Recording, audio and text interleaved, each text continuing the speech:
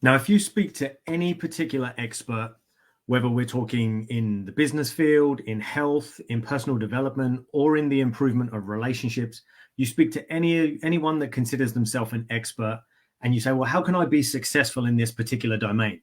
They'll always tell you that you need to be both committed and you need to be consistent. Now, the catch for us is when we kind of hear that, we're like, okay, cool. So I need to be committed to some things that I maybe need to do. And then I need to remain consistent with my implementation of those things. Then we kind of go, okay, well, I haven't been showing up and doing this, that, and that.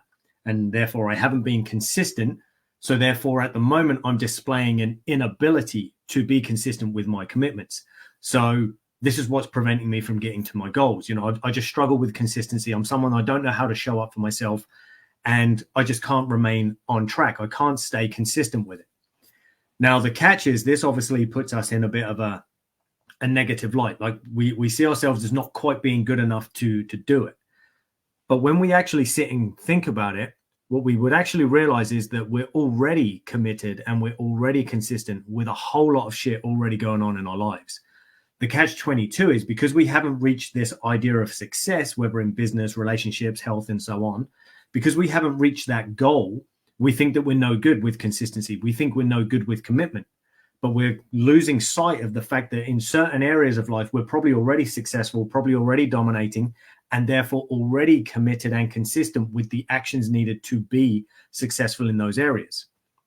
Now, on the flip of this, unfortunately, there are also going to be areas where we are consistent and also committed to more negative actions with more negative outcomes. For example, we might be committed to eating poorly. We might be committed to a poor sleep routine. We might be committed to overspending beyond our ability to earn and things like that. So we may have negative consistencies as well and negative commitments that don't necessarily feel like commitments because you didn't consciously make the choice.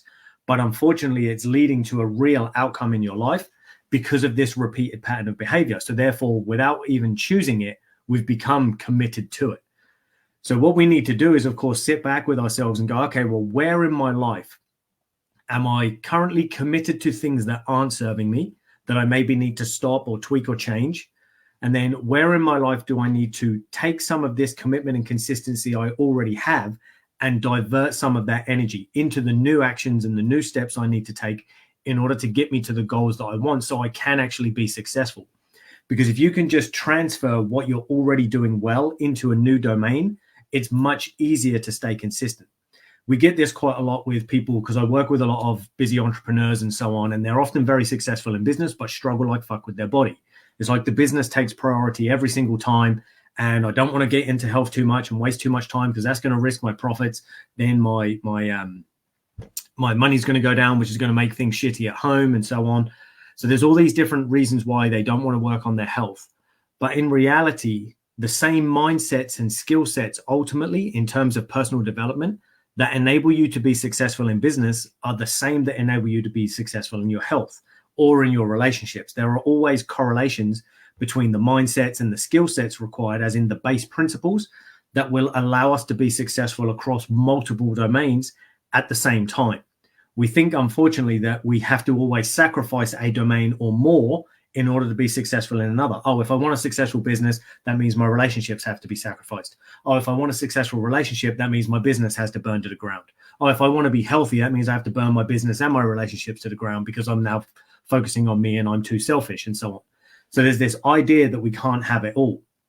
But the truth is you can, as long as you learn how to apply the same base principles across multiple domains at the same time. Because if you don't do that, then you'll find yourself going all in on one thing and forgetting about the rest every single time. So back to the question of the day, where in your life are you currently committed to things that aren't serving you, that maybe need to stop, be tweaked or changed? And what things are you already committed to where you can take that effort and that energy and just apply it in a new area or in a new direction to help you get to the goals that you want to achieve in your life, whether that's in your body, in your business, or in your relationships or personal development. We can always just tweak and shift those consistencies and commitments that we already have in order to grow ourselves across multiple domains at the same time.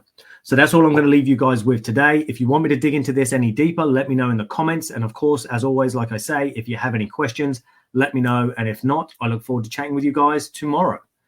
Take it easy, people, and I shall chat to you soon.